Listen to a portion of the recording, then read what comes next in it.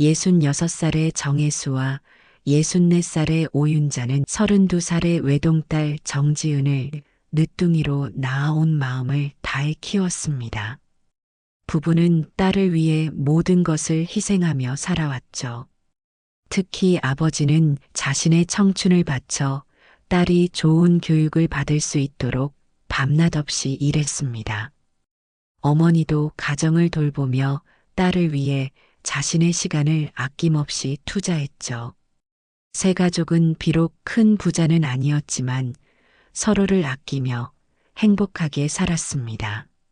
늦둥이 딸은 어릴 적부터 공부를 잘했고 부모님의 기대에 부응하듯 명문대학에 입학했죠. 대학을 졸업한 후에는 초등학교 교사가 되어 아이들을 가르치며 보람찬 나날을 보냈습니다. 아버지는 딸이 교단에 서는 모습을 볼 때마다 가슴이 벅차올랐죠. 어머니도 학교 행사가 있을 때마다 참석하여 자랑스러운 마음을 감추지 못했습니다. 모든 것이 평화롭게 흘러가던 어느 날이었습니다. 딸이 학교에서 수업 중에 갑자기 쓰러졌다는 연락이 왔죠. 부부는 하던 일을 모두 멈추고 급히 병원으로 달려갔습니다. 의사는 정지은이 뇌출혈로 인해 의식을 잃었으며 상태가 매우 위중하다고 설명했죠. 이 소식을 들은 부모의 얼굴에서 핏기가 싹 가셨습니다. 중환자실에 입원한 딸은 인공호흡기에 의존한 채 깊은 잠에 빠져 있었습니다. 아버지는 창백한 딸의 얼굴을 바라보며 무릎이 꺾이는 것을 느꼈죠. 어머니는 차가운 딸의 손을 꼭 잡고 눈물을 흘렸습니다. 의사는 환자의 상태가 지금으로서는 예측하기 어렵다고 말했죠. 시간을 두고 지켜봐야 한다는 말에 부부는 병원 근처 작은 원룸을 급하게 구해 딸 곁을 지키기로 했습니다. 매일 아침 일찍 병원에 도착한 아버지는 딸의 상태를 확인했죠. 간호사들이 바쁘게 오가는 중환자실 앞에서 그는 딸이 깨어나기만을 간절히 기도했습니다. 어머니도 남편과 번갈아가며 간병을 담당했죠. 두 사람은 서로를 의지하며 이 어려운 시간을 견뎌내려 했습니다. 그러나 사람의 마음은 때로 예상치 못한 방향으로 흘러가기도 합니다. 커피를 사러 병원 카페테리아에 가던 아버지의 발걸음이 문득 멈췄죠. 복도 모퉁이를 돌려는 순간 익숙한 목소리가 들려왔습니다. 아내가 동서와 이야기를 나누고 있었죠. 반갑게 인사를 건네려다 우연히 그들의 대화 내용이 귓가에 들어왔습니다. 지은이가 만약 사망하면 보험금이 3억 원이 나온다더군요. 그 돈이면 우리 노후는 어느 정도 해결될 것 같아요. 이 말에 아버지는 그 자리에 얼어붙었습니다. 자신의 귀를 의심했죠. 아내가 딸의 죽음을 가정하고 보험금을 계산하다니 이것이 꿈인지 현실인지 분간할 수 없었습니다. 벽 뒤에 숨어 더 이상의 대화가 귓가에 들려왔죠. 그래도 지은이가 빨리 나아야지. 동서의 말에 아내는 한숨을 쉬었습니다. 나도 그러길 바라지만 의사 선생님 말로는 가능성이 높지 않다고 하더라고요. 만약의 경우를 대비해야죠. 그 순간 아버지의 심장이 무겁게 내려앉았습니다. 뜨거운 눈물이 볼을 타고 흘러내렸죠. 딸이 중환자실에서 생사의 갈림길에 서 있는 동안 아내는 이미 딸의 죽음 이후를 계획하고 있었습니다. 아내의 대화를 엿들은 후 아버지는 병원 화장실로 향했습니다. 차가운 세면대에 손을 짚고 거울 속 자신의 얼굴을 바라보았죠. 눈가에 맺힌 눈물을 닦아내며 깊은 숨을 내쉬었습니다. 30년이 넘는 결혼 생활 동안 단 한 번도 아내를 의심한 적이 없었죠. 그러나 방금 들은 말은 가슴을 찢어놓기에 충분했습니다. 화장실을 나와 무거운 발걸음으로 중환자실로 돌아왔습니다. 아내는 이미 그곳에 앉아 딸의 손을 잡고 있었죠. 평소와 같은 얼굴로 딸을 바라보는 모습이 낯설게 느껴졌습니다. 30년 동안 함께 살았다고 생각했는데 정작 아내의 마음속은 전혀 알지 못했다는 사실에 가슴이 무너져 내렸죠. 다음 날 아버지는 작은 녹음기를 구입했습니다. 아내가 누구와 통화하는지, 어떤 대화를 나누는지 확인해야 했죠. 이런 행동이 옳지 않다는 것을 알면서도 딸을 지키기 위해서라면 어떤 일도 할 수 있었습니다. 녹음기를 병실 구석에 숨겨두고 아내의 행동을 지켜보기 시작했죠. 며칠 후 아버지가 병원 식당에서 늦은 저녁을 먹고 있을 때였습니다. 아내는 딸의 병실에 혼자 남아 있었죠. 돌아와 보니 아내가 전화 통화를 하고 있었습니다. 병실 밖에서 잠시 기다리며 귀를 기울였죠. 아내는 조카와 통화하고 있었습니다. 맞아. 지은이 땅 문서는 아버지 명의로 되어 있어. 그리고 주식도 꽤 많이 있더라고. 내가 다 알아봤어. 지금은 움직일 수 없지만 나중에 상황이 정리되면 그것들을 처분해서 나랑 내게 나눠줄 생각이야. 아버지의 심장이 내려앉았습니다. 믿고 싶지 않은 현실이 눈앞에 펼쳐졌죠. 그동안 딸을 위해 모아둔 재산을 아내가 탐내고 있다는 사실이 머릿속을 맴돌았습니다. 손에 들고 있던 커피가 바닥에 떨어져 소리가 났죠. 아내는 급히 통화를 끊고 문을 열었습니다. 여보, 언제 왔어요? 아내의 목소리는 평소와 다름없이 다정했습니다. 마치 방금 전 대화가 없었던 것처럼 행동했죠. 아버지는 아무 말 없이 고개를 끄덕이며 병실로 들어갔습니다. 그날 밤 아버지는 병원 의자에 앉아 밤을 새웠죠. 머릿속에는 딸을 위해 희생했던 세월들이 주마등처럼 스쳐 지나갔습니다. 중학교 시절 딸이 영어 캠프에 가고 싶어 했을 때 2달 동안 야근을 해가며 돈을 모았던 기억이 떠올랐습니다. 대학교 등록금을 마련하기 위해 아끼던 낚시 장비를 팔았던 날도 생각났죠. 결혼 자금을 모으려고 퇴직금을 모두 내어준 것도 후회하지 않았습니다. 그 모든 것이 딸의 행복을 위한 것이었죠. 그런데 아내는 그 딸의 죽음을 바라고 있었습니다. 다음 날 아침 아버지는 변호사인 대학 친구에게 전화를 걸었습니다. 오랜 친구였기에 사정을 털어놓을 수 있었죠. 친구는 깊은 한숨을 내쉬며 조언해 주었습니다. 가능한 빨리 재산을 정리하고 안전한 곳으로 옮기라는 조언이었죠. 아버지는 그날로 결심을 굳혔습니다. 1달 동안 아버지는 조용히 움직였습니다. 아내에게는 딸의 간병을 맡기고 자신은 필요한 물품을 구하러 간다는 핑계로 집을 비웠죠. 그 시간 동안 전 재산을 정리했습니다. 명의로 되어 있는 땅과 주식, 그리고 그동안 모아둔 현금까지 약 15억 원에 달하는 재산을 비밀 계좌로 이전했죠. 그리고 지방의 작은 전원주택을 계약했습니다. 아내는 아버지의 행동이 조금씩 달라지는 것을 눈치채기 시작했습니다.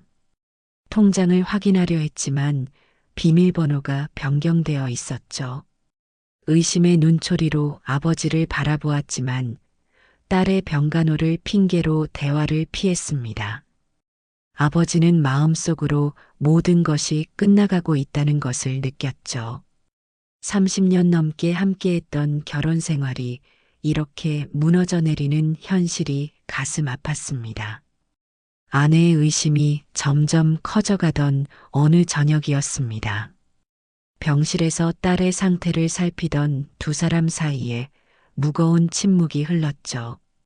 창밖으로는 어둠이 내려앉고 있었습니다. 아내는 갑자기 자리에서 일어나 병실 문을 닫았죠.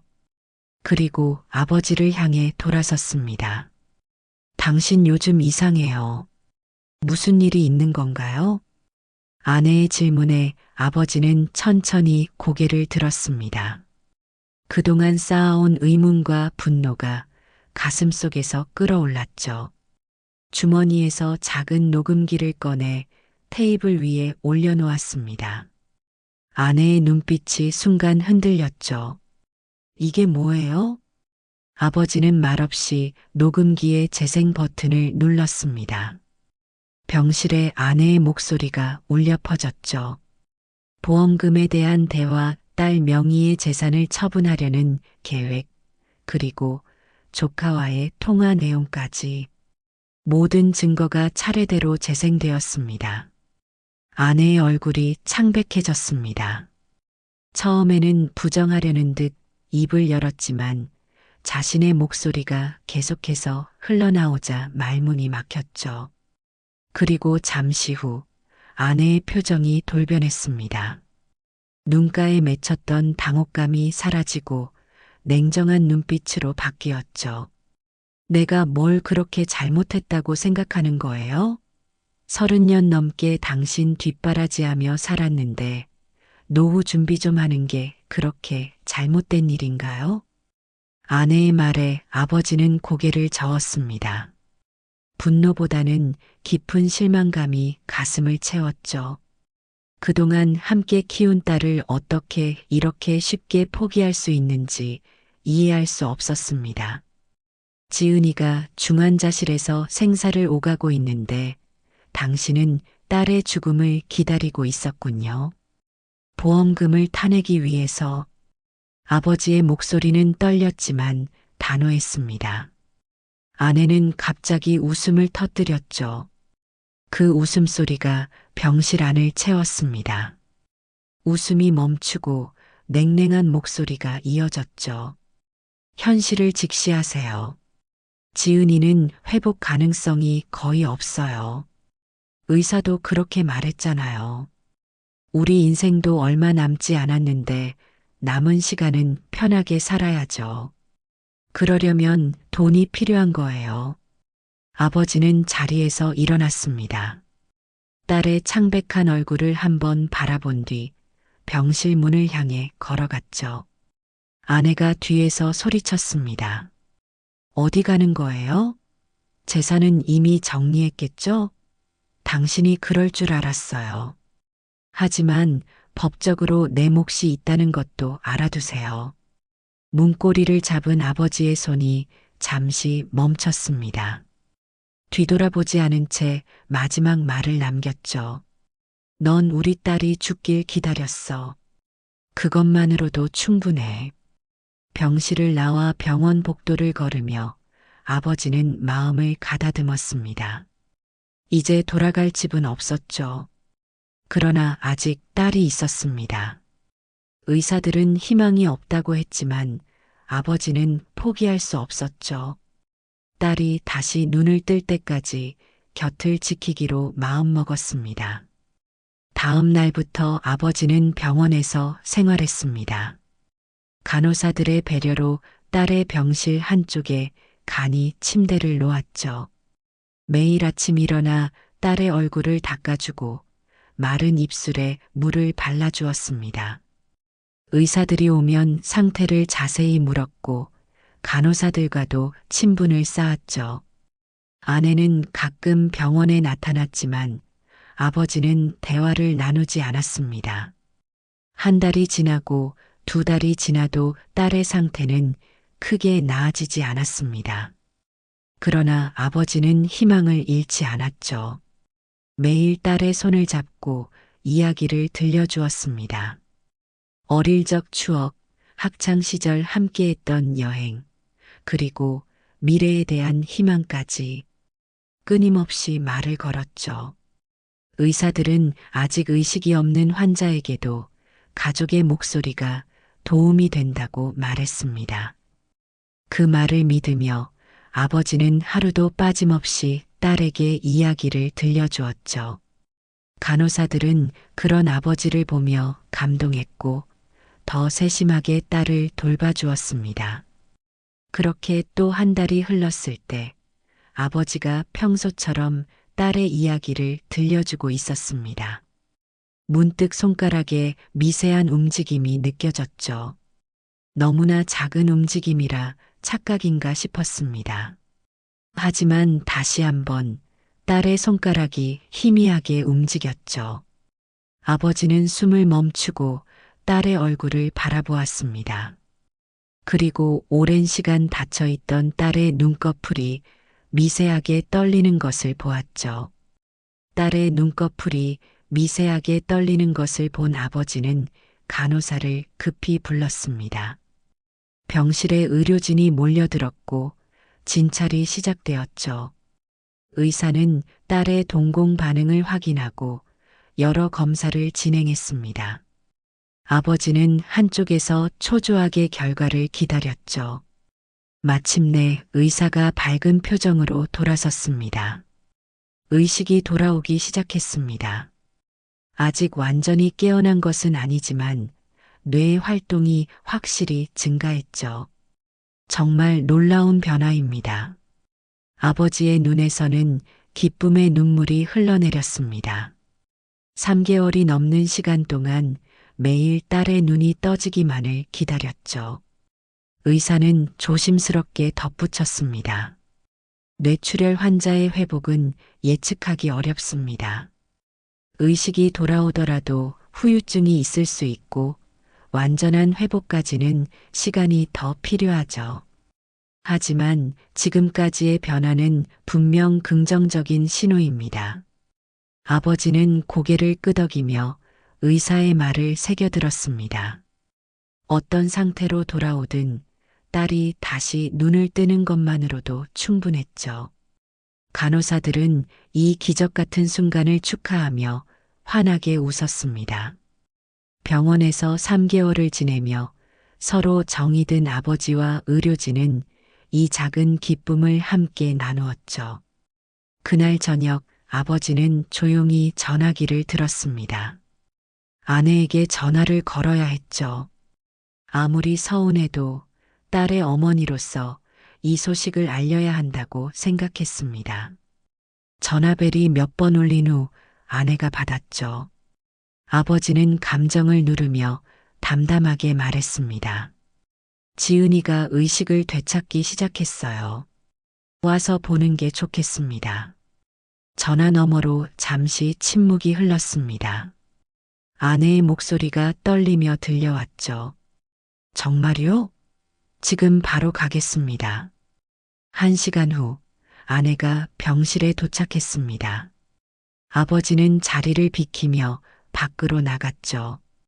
둘이 병실에 함께 있는 것은 불편했습니다. 복도 의자에 앉아 창밖을 바라보며 생각에 잠겼죠. 저녁 노을이 병원 창문을 붉게 물들이고 있었습니다. 얼마 후 아내가 병실에서 나왔습니다. 눈가가 붉어진 것으로 보아 울었던 것 같았죠. 아버지를 향해 걸어왔지만 무슨 말을 해야 할지 몰라 어색하게 서 있었습니다. 아버지도 말없이 아내를 바라보았죠. 마침내 아내가 입을 열었습니다. 내가 잘못했어요. 정말 미안해요. 아버지는 고개를 저었습니다. 이미 마음속에서 아내를 용서하기로 결심했지만 신뢰를 회복하기는 어려웠죠. 무거운 침묵이 흐른 후 아버지가 말했습니다. 이제 우리 사이는 중요하지 않습니다. 오직 지은이의 회복만 생각합시다. 아내는 눈물을 참으며 고개를 끄덕였습니다. 그리고 병원을 떠났죠. 아버지는 다시 병실로 들어가 딸의 곁을 지켰습니다. 이제 희망이 생겼죠. 언젠가 딸이 완전히 깨어날 것이라는 희망이었습니다. 일주일이 지나자 딸의 상태는 더욱 호전되었습니다. 눈을 완전히 뜨진 못했지만 손을 꼭 쥐는 등 의식적인 반응을 보이기 시작했죠. 의사는 회복 속도가 놀랍다며 기뻐했습니다. 아버지는 매일 딸의 이마에 가볍게 키스하며 아침을 시작했죠. 그리고 병실 창문을 활짝 열어 봄바람을 맞이했습니다. 어느 날 아침 물리치료사가 딸의 근육을 마사지하고 있을 때였습니다. 갑자기 딸의 입에서 작은 신음소리가 들렸죠. 아버지와 물리치료사는 깜짝 놀라 딸의 얼굴을 바라보았습니다. 그리고 마침내 오랫동안 감겨있던 딸의 눈이 서서히 떠졌죠. 흐릿한 시선이었지만 분명히 의식이 돌아온 눈빛이었습니다. 지은아. 아버지의 외침에 딸은 천천히 고개를 돌렸습니다. 혼란스러운 표정이었지만 아버지를 알아보는 듯 했죠. 물리치료사는 서둘러 의사를 불렀습니다. 의사가 도착하자 여러 검사를 시작했죠. 딸은 아직 말을 하지 못했지만 간단한 지시를 따를 수 있었습니다. 의사는 놀라움을 감추지 못했죠. 정말 기적입니다. 이 정도 뇌출혈에서 이렇게 회복하는 경우는 매우 드뭅니다. 아직 갈 길이 멀지만 지금까지의 회복 속도로 보아 좋은 예후를 기대할 수 있겠습니다. 아버지는 딸의 손을 꼭 잡았습니다. 오랜 기다림 끝에 드디어 딸이 돌아왔다는 사실이 실감나지 않았죠. 딸은 아직 혼란스러운 눈빛이었지만 아버지의 손을 마주 잡았습니다. 그 작은 힘에서 생명의 온기가 느껴졌죠. 의사는 앞으로의 치료 계획을 설명했습니다. 언어 치료, 물리 치료, 그리고 인지 기능 회복을 위한 다양한 재활 프로그램이 필요했죠. 아버지는 모든 것을 꼼꼼히 메모했습니다. 이제 딸의 완전한 회복을 위한 새로운 여정이 시작되었죠. 지금까지의 시간이 암흑 속 터널이었다면 이제는 희망의 빛이 보이기 시작했습니다. 딸의 회복은 의료진도 놀랄 정도로 빠르게 진행되었습니다. 의식을 되찾은 지 일주일이 지나자 간단한 단어를 말할 수 있게 되었죠. 처음으로 아빠라는 말을 들었을 때 아버지는 참았던 눈물을 터뜨리고 말았습니다. 딸의 목소리를 다시 들을 수 있다는 것만으로도 세상을 다 가진 것 같은 기분이었죠. 재활치료는 쉽지 않았습니다. 매일 4시간씩 이어지는 물리치료와 언어치료는 딸의 체력을 소진시켰죠. 하지만 딸은 놀라운 의지력을 보여주었습니다. 아버지가 병실에서 함께 숙박하며 딸의 모든 치료 과정을 지켜보았죠. 그는 치료사들에게 방법을 배워 공식 치료 시간 외에도 딸과 함께 연습했습니다. 아빠 힘들어요. 어느 날 딸이 물리치료 후 지친 목소리로 말했습니다. 아버지는 딸의 땀에 젖은 이마를 닦아주며 위로했죠. 조금만 더 힘내자. 지은이는 정말 대단해. 의사 선생님도 내 회복 속도에 놀라고 계시단다. 딸은 고개를 끄덕이며 힘겹게 미소를 지었습니다. 그 작은 미소가 아버지에게는 세상에서 가장 아름다운 광경이었죠. 오랜 시간 어둠 속에 갇혀 있던 딸의 표정이 조금씩 생기를 되찾고 있었습니다. 한 달이 지나자 딸은 보조기구의 도움을 받아 짧은 거리를 걸을 수 있게 되었습니다. 병실 주변을 한 바퀴 돌았을 때 간호사들은 모두 박수를 쳐주었죠. 아버지는 딸의 손을 꼭 잡은 채 한 걸음 한 걸음을 함께 했습니다. 이제 중환자실에서 일반 병실로 옮겨 더 넓은 공간에서 재활에 집중할 수 있게 되었죠. 새로운 병실에는 창문이 넓게 나 있어 봄볕이 따스하게 들어왔습니다. 아버지는 매일 아침 창문을 열어 신선한 공기를 방 안에 가득 채웠죠. 병실 한쪽에는 딸이 좋아하는 책들을 가져다 두었고 벽에는 가족 사진도 붙여놓았습니다. 병원이지만 최대한 편안한 환경을 만들어주려 노력했죠. 그러던 어느 날 병실 문이 열리고 아내가 들어왔습니다. 딸이 의식을 회복한 후 한 달 만에 방문이었죠. 아내는 조심스럽게 꽃다발을 들고 있었습니다. 딸과 아버지는 동시에 고개를 들어 아내를 바라보았죠. 잠시 침묵이 흘렀습니다. 지은아, 많이 좋아졌구나. 아내의 떨리는 목소리에 딸은 아무 대답도 하지 않았습니다. 아버지는 자리에서 일어나 병실 밖으로 나가려 했죠. 모녀가 대화할 시간이 필요하다고 생각했습니다. 그러나 딸이 아버지의 손을 꼭 잡으며 말했죠. 아빠, 나가지 마세요. 아버지는 딸의 곁에 다시 앉았습니다. 아내는 불편한 기색을 감추지 못하며 꽃병을 찾았죠. 간호사에게 꽃병을 빌려 꽃을 정리한 후 조심스럽게 자리에 앉았습니다. 회복이 빠르다고 들었어. 정말 다행이구나. 아내의 말에 딸은 고개를 끄덕였습니다. 그러나 더 이상의 대화는 이어지지 않았죠. 불편한 침묵이 병실을 채웠습니다. 아내는 가방에서 봉투를 꺼내 책상 위에 올려놓았죠. 병원비랑 생활비야. 내가 할 수 있는 건 이것밖에 없네. 아버지는 봉투를 바라보았지만 손을 내밀지 않았습니다. 그가 딸의 회복을 위해 필요한 모든 비용은 이미 준비해둔 상태였죠. 아내는 어색한 웃음을 지으며 자리에서 일어났습니다. 그럼 나중에 또 올게. 아내가 병실을 나서는 순간 딸이 입을 열었습니다. 엄마, 나 녹음 들었어요. 아내의 발걸음이 멈췄습니다. 천천히 뒤돌아보는 아내의 얼굴에서 핏기가 가셨죠. 딸은 고개를 들어 어머니를 똑바로 바라보았습니다. 아빠가 매일 내 손을 잡고 이야기해 주셨어요. 의식은 없었지만 가끔 목소리가 들렸죠. 그리고 엄마가 한 말도 들었어요.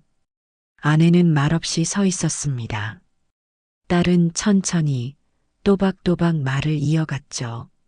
내가 죽길 바랐던 거, 보험금을 계산했던 거 모두 알아요. 엄마는 더 이상 오지 않으셔도 됩니다. 딸의 단호한 목소리에 아내는 고개를 숙였습니다.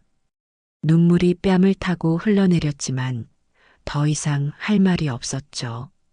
천천히 문을 열고 병실을 나갔습니다. 문이 닫히는 소리와 함께 병실에는 다시 침묵이 찾아왔죠. 아버지는 딸의 손을 꼭 잡았습니다. 딸도 아버지의 손을 힘주어 잡았죠. 말없이 서로를 위로하는 시간이 흘렀습니다. 창밖으로는 봄비가 내리기 시작했죠. 빗소리가 병실 안을 채우며 두 사람의 아픈 마음을 씻어내리는 것 같았습니다. 아빠, 이제 우리 둘이서 살아요. 딸의 말에 아버지는 고개를 끄덕였습니다. 눈물이 맺힌 눈으로 딸을 바라보며 웃었죠. 그리고 딸의 이마에 가볍게 키스했습니다. 그래, 우리 둘이서 새로 시작하자. 딸의 퇴원 날짜가 다가왔습니다. 의사는 병원에서 할 수 있는 치료는 대부분 완료되었으며 이제는 일상생활 속에서 회복을 이어가는 것이 좋겠다고 조언했죠. 아버지는 미리 준비해둔 전원주택으로 딸을 데려갈 계획을 세웠습니다. 도시의 소음과 오염에서 벗어나 맑은 공기와 자연 속에서 딸의 건강이 더 빠르게 회복되기를 바랐죠. 퇴원 전날 병원 의료진들이 모여 작은 송별회를 열어주었습니다. 5개월 넘게 지내온 병원이라 의사와 간호사들과 정이 들었죠. 특히 중환자실 시절부터 딸을 돌봐주었던 김 간호사는 눈시울을 붉히며 딸의 손을 잡았습니다. 처음엔 정말 걱정했어요. 하지만 지은 씨가 이렇게 회복되는 모습을 보니 제 직업에 다시 한번 자부심을 느낍니다. 건강하게 지내세요. 딸은 미소를 지으며 고마움을 표현했습니다. 말하기는 아직 불편했지만 표정은 이전보다 훨씬 생기 있게 변했죠. 담당 의사도 따뜻한 격려의 말을 전했습니다. 완전한 회복까지는 시간이 더 필요합니다. 하지만 지은 씨의 의지력과 아버님의 헌신적인 간호 덕분에 이미 많은 어려움을 극복했죠. 앞으로도 재활 운동을 꾸준히 하시면 좋은 결과가 있을 겁니다. 다음 날 아침 아버지는 딸의 짐을 정리했습니다. 5개월 동안 병실에 쌓인 물건들을 상자에 담으며 지난 시간을 되돌아보았죠. 절망적이었던 처음 상황부터 조금씩 희망이 싹텄던 순간들, 그리고 지금의 퇴원까지 긴 터널을 지나 마침내 빛을 보는 것 같았습니다. 휠체어에 앉은 딸을 병원 현관으로 이동시켰습니다. 바깥 공기가 딸의 뺨을 스치자 깊은 숨을 들이마셨죠. 오랜만에 느끼는 자연의 향기에 딸의 얼굴이 환해졌습니다. 아버지가 준비해둔 차에 딸을 조심스럽게 태우고 병원을 떠났죠. 백미러로 병원을 바라보며 모든 의료진에게 마음속으로 감사 인사를 전했습니다. 차는 도시를 벗어나 시골로 향했습니다. 창밖으로 펼쳐지는 풍경이 점점 푸르게 변해갔죠. 딸은 창문을 내리고 봄바람을 맞으며 미소 지었습니다. 2시간여를 달려 마침내 새 집에 도착했죠. 언덕 위에 자리 잡은 작은 전원주택이었습니다. 여기가 우리 새 집이야. 마음에 들면 좋겠구나. 아버지의 말에 딸은 고개를 끄덕였습니다. 집 앞에는 작은 텃밭이 있었고 뒤로는 숲이 보였죠. 아버지는 딸을 안아 휠체어에 태운 뒤 집 안으로 들어갔습니다. 내부는 이미 딸의 생활에 불편함이 없도록 모든 것이 준비되어 있었죠. 휠체어가 다닐 수 있는 넓은 복도, 손잡이가 설치된 화장실, 그리고 햇빛이 잘 드는 딸의 방까지. 아빠 언제 준비한 거예요? 딸의 질문에 아버지는 미소를 지었습니다. 내가 의식을 회복하기 시작했을 때부터 조금씩 준비했단다. 여기서 우리 둘이 새로 시작하자는 생각으로. 첫날 저녁 아버지는 정성스럽게 식사를 준비했습니다. 병원 음식에 지친 딸을 위해 간단하지만 영양가 있는 요리였죠. 식탁에 앉은 딸은 오랜만에 맛보는 집밥에 감동했습니다. 아버지가 언제부터 요리를 배웠냐는 질문에 수줍게 웃으며 대답했죠. 내가 병원에 있는 동안 요리책을 보며 혼자 연습했어. 아직 서툴지만 점점 나아질 거야. 식사 후 테라스에 나가 별을 바라보았습니다. 도시에서는 보기 힘든 밤하늘의 별들이 쏟아질 듯 빛나고 있었죠. 딸은 아버지의 손을 꼭 잡았습니다. 말없이 서로의 온기를 느끼며 별을 바라보았죠. 다음 날부터 새로운 일상이 시작되었습니다. 아침에는 정해진 재활 운동을 했고 점심 후에는 텃밭에서 시간을 보냈죠. 햇빛을 쬐며 흙을 만지는 것이 치료에 도움이 된다는 것을 아버지는 알고 있었습니다. 딸은 처음에는 어색해했지만 점차 식물을 가꾸는 일에 즐거움을 느끼기 시작했죠. 일주일에 2번 재활치료사가 집으로 방문했습니다. 물리치료와 언어치료를 진행하며 딸의 상태를 확인했죠. 치료사는 딸의 회복 속도에 놀라움을 표현했습니다. 자연 속에서의 생활이 정서적 안정과 함께 신체적 회복에도 큰 도움이 되고 있었죠. 한 달이 지나자 딸은 짧은 거리를 지팡이만으로 걸을 수 있게 되었습니다. 말하기도 훨씬 자연스러워졌죠. 그러나 여전히 일상생활의 많은 부분에서 아버지의 도움이 필요했습니다. 아버지는 단 한 번도 불평하지 않고 딸을 돌보았죠. 오히려 딸과 함께하는 매 순간이 감사하다고 느꼈습니다. 전원주택에서의 생활이 석 달째 접어들었습니다. 아버지와 딸은 조용한 일상 속에서 서로에게 의지하며 지냈죠. 딸의 건강은 나날이 좋아졌습니다. 지팡이 없이도 집안을 돌아다닐 수 있게 되었고, 텃밭에서 직접 기른 채소로 간단한 요리도 할 수 있게 되었죠. 아버지는 딸의 작은 변화에도 기뻐하며 매일 감사한 마음으로 하루를 시작했습니다. 그러던 어느 날 오후 예상치 못한 방문객이 찾아왔습니다. 창문으로 보니 낯익은 차 한 대가 집 앞에 멈춰 서 있었죠. 차에서 내린 사람은 다름 아닌 아내였습니다. 아버지는 창가에 서서 잠시 망설였죠. 석 달 만의 방문이었습니다. 마지막으로 만났을 때 딸이 단호하게 거절했던 기억이 떠올랐죠. 누구 왔어요? 딸의 물음에 아버지는 천천히 고개를 돌렸습니다. 내 어머니시다. 딸의 표정이 굳어졌습니다. 아버지는 딸의 손을 잡고 부드럽게 말했죠. 만나지 않아도 괜찮아. 내가 나가서 돌려보낼게. 딸은 잠시 생각에 잠긴 듯 했습니다. 그리고 천천히 고개를 저었죠. 아니에요. 한번 만나볼게요. 아내는 현관 앞에 서서 불안한 표정으로 기다리고 있었습니다. 손에는 작은 선물 상자를 들고 있었죠. 아버지가 문을 열자 어색한 미소를 지었습니다. 아내의 얼굴은 석 달 전보다 훨씬 수척해 보였죠. 눈 밑에는 피로의 그림자가 드리워져 있었습니다. 들어오세요. 아버지의 말에 아내는 조심스럽게 집 안으로 발을 디뎠습니다. 거실에는 딸이 소파에 앉아 있었죠. 아내는 딸을 보고 미소를 지었지만 딸의 표정은 여전히 차가웠습니다.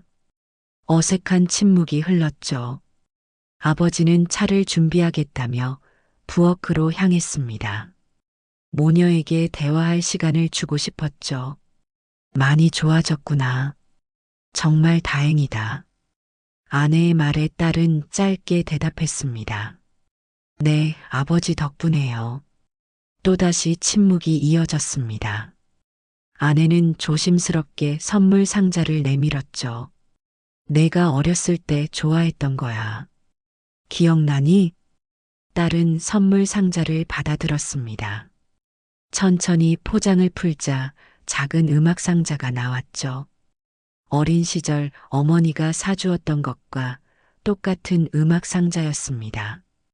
딸의 눈빛이 잠시 흔들렸지만 곧 감정을 추스렸죠. 기억해요. 고맙습니다. 아내는 깊은 한숨을 내쉬었습니다. 그리고 주머니에서 편지 한 장을 꺼냈죠. 내가 얼마나 잘못했는지 알아. 용서받기 어렵다는 것도 알고 있어.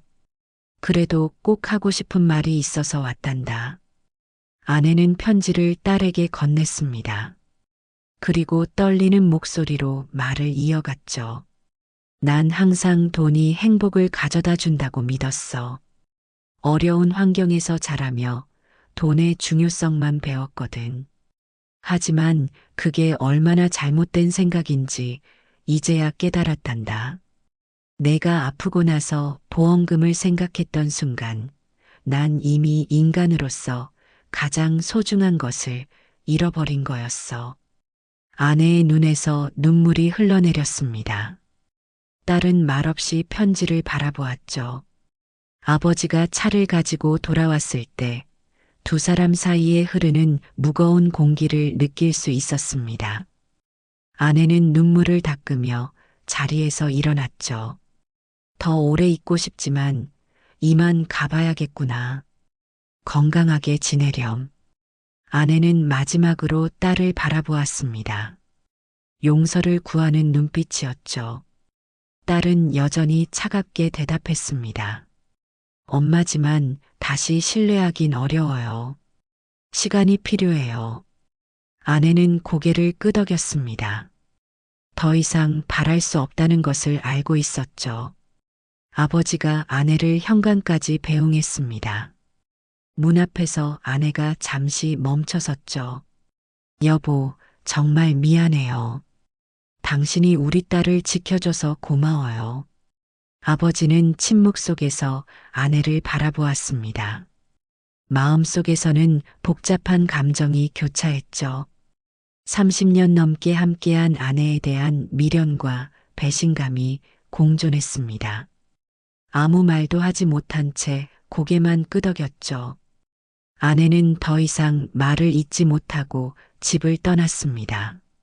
아버지는 집 앞 작은 의자에 앉아 아내가 떠나는 모습을 지켜보았습니다.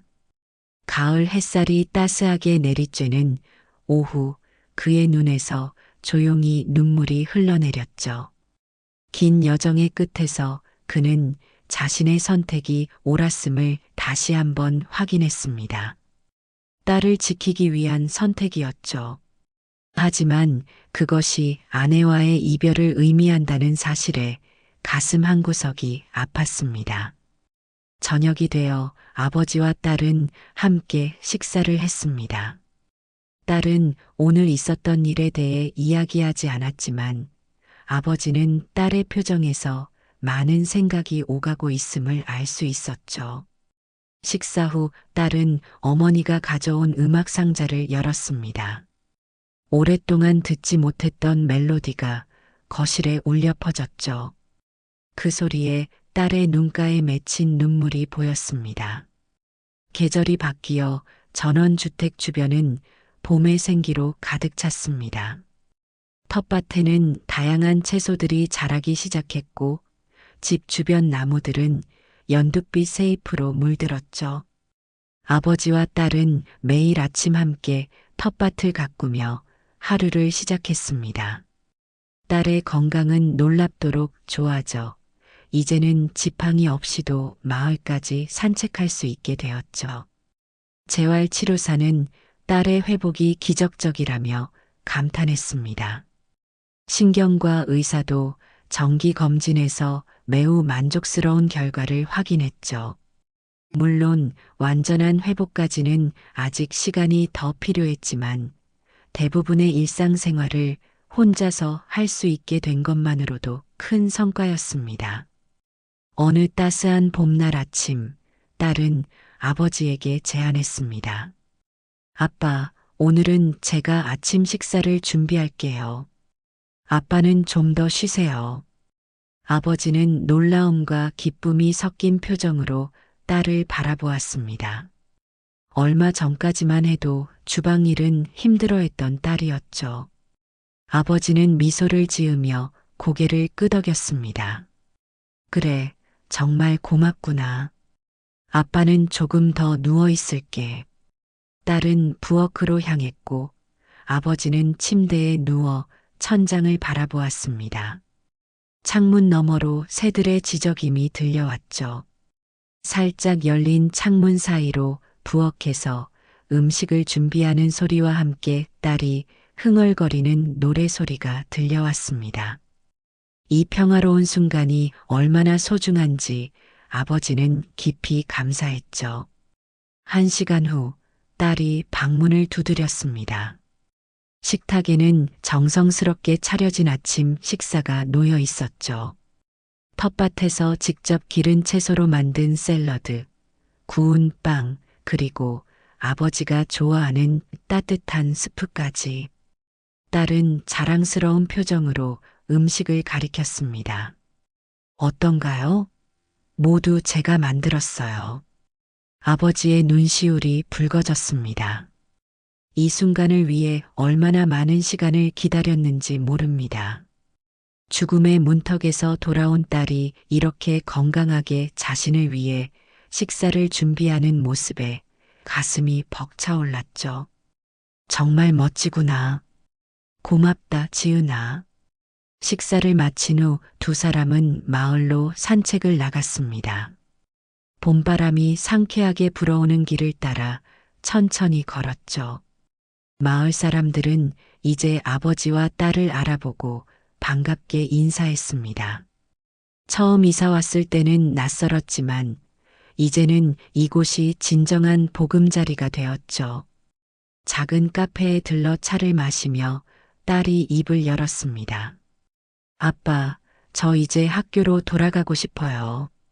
아이들을 다시 가르치고 싶어요. 아버지는 잠시 놀랐지만 곧 미소를 지었습니다. 자신의 삶을 되찾고자 하는 딸의 의지가 느껴졌죠. 정말 그렇게 생각하니? 건강은 괜찮겠니? 딸은 자신감 있게 고개를 끄덕였습니다. 네, 아직 완벽하진 않지만 충분히 할 수 있어요. 그리고 가까운 초등학교에 문의해 봤는데 시간제로 일할 수 있는 자리가 있대요. 아버지는 딸의 손을 꼭 잡았습니다. 그동안 병원과 재활로 인해 잠시 멈춰 있던 딸의 인생이 다시 움직이기 시작한다는 생각에 기뻤죠. 그래, 내가 원한다면 응원할게. 내가 다시 교단에 서는 모습을 보고 싶구나. 집으로 돌아오는 길, 딸은 문득 발걸음을 멈추고 아버지를 바라보았습니다. 눈가에 맺힌 눈물이 봄 햇살에 반짝였죠. 아빠, 정말 고마워요. 아빠가 없었다면 저는 지금 여기 없었을 거예요. 아버지는 고개를 저었습니다. 오히려 자신이 감사해야 한다고 생각했죠. 아니란다. 내가 살아줘서 고맙다. 아빠에게는 내가 세상에서 가장 소중하단다. 딸은 아버지에게 다가가 깊은 포옹을 했습니다. 그동안 말로 표현하지 못했던 감사와 사랑을 담은 포옹이었죠. 잠시 말없이 서로를 껴안고 있다가 딸이 작은 목소리로 말했습니다. 이제 나도 아빠를 돌볼게요. 우리 함께 행복하게 살아요. 아버지의 눈에서 눈물이 흘러내렸습니다.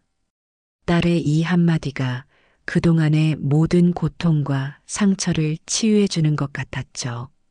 두 사람은 손을 꼭 잡고 집을 향해 걸었습니다. 전원주택의 지붕 위로 노을이 아름답게 물들고 있었죠. 그날 저녁 아버지는 오랜만에 일기를 썼습니다. 딸이 의식을 잃었던 순간부터 지금까지의 여정을 되돌아보며 글을 적었죠.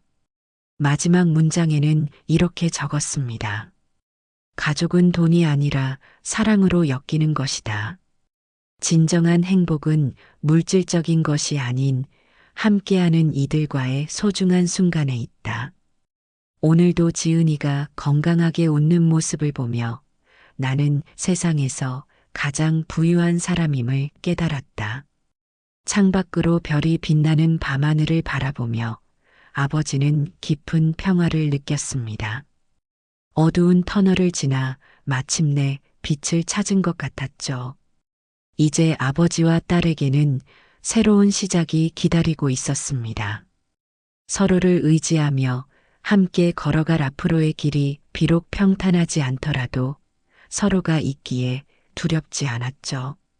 진정한 가족의 의미를 깨달은 두 사람의 이야기는 이렇게 새로운 희망으로 물들어갔습니다.